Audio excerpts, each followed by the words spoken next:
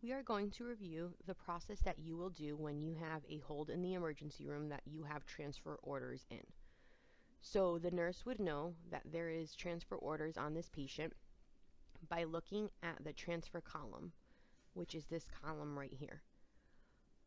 What a transfer order indicates is that this patient now has admission orders, meaning that the hospitalist has entered orders on the patient. It will show up by a yellow flag in that column. And what the nurse will do is once they know that this patient is being admitted and 4 hours have passed and they are not going to get a bed, meaning they are either a hold or we just know that they're not getting a bed anytime soon, we have to process those orders. What the nurse would do is just simply click on the patient they want.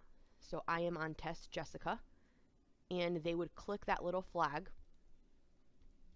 That will take them to their order screen, which you can tell you're on transfer orders because it is highlighted, and the nurse will see all the admission orders.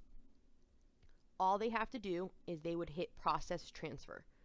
What the process transfer does is if I were to click here, it would make all these orders active in the emergency room. That does not mean that everything is to be done right now. What this does is it will start the orders at those times that they are ordered for.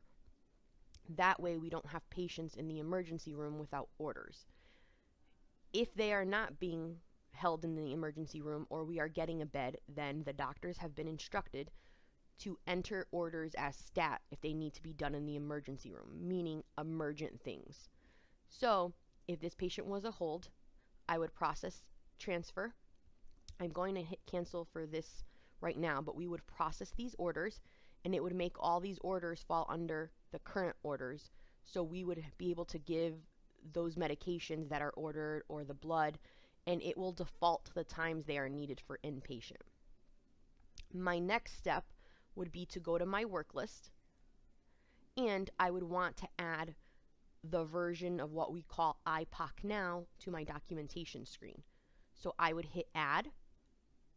I would then click the first name that comes up. It's called admission assessment, inpatient hold, and ED. We would click that and we would hit save. This will now add this assessment, as you can see right here, to your work list. You will check now and hit document. It's going to ask a silly question, but that's because it's going to trigger our documentation. So it says, is the patient an inpatient hold? The answer would be yes, because that's why you're adding this. Once we hit save and exit, it will then pull up these suggestions. What this is this is our inpatient documentation. So by checking this blue check mark, we will get all of these added onto our work list. This takes over the place of IPOC. It's now what we're going to do on any of our inpatient holds. We no longer have to go to IPOC, and this is what's required. We don't even have to leave our ED tracker. We're just going to hit OK. And now, as you can see, they've added all of those assessments to our work list. So I can tell that the first 3 things due, because the clock puts it in right now, is the only thing I have to do immediately for an admission is the admission inpatient assessment, the flu vaccine during flu season, and the PIDC assessment, which is their designated caregiver assessment.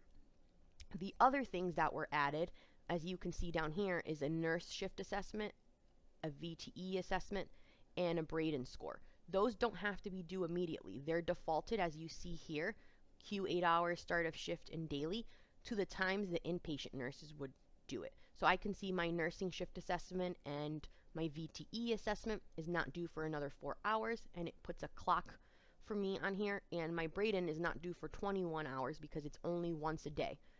So it's going to be much easier to do what we call IPOC now on inpatients.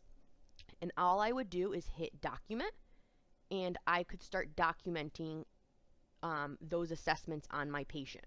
You would only fill out what applies to the patient. So for example, date of arrival on unit, time of arrival on unit, we would leave blank because they technically didn't arrive on the unit. They're being held in the emergency room.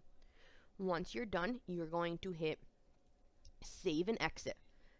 if you hit save, it's just going to save everything and assume you want to redocument a new assessment. So it's going to be blank, but it will still save your information. Save and exit will complete everything for us. So I'm gonna ignore that because this is just asking me for information on the patient because I picked a ton of assessments at the same time. So I'm just gonna put an answer in here just to save and exit so you guys can see. And I'm filling out anything, and that's okay. That's just so that we can get through this. So now it changes it to done on our checklist because we now know we've completed those. And I can also go ahead and change my ED vital signs because now I know that they're in admission to every 8 hours because you do it once a shift unless it's otherwise indicated. What I mean is sometimes for tele patients, they're done every 4 hours. In ICU, they're done every hour. So all you would have to do here is you would click the white space, not the little triangle, and put Q, 8, H, and hit enter. And now your vital signs will default to every 8 hours versus what they are due in the ED.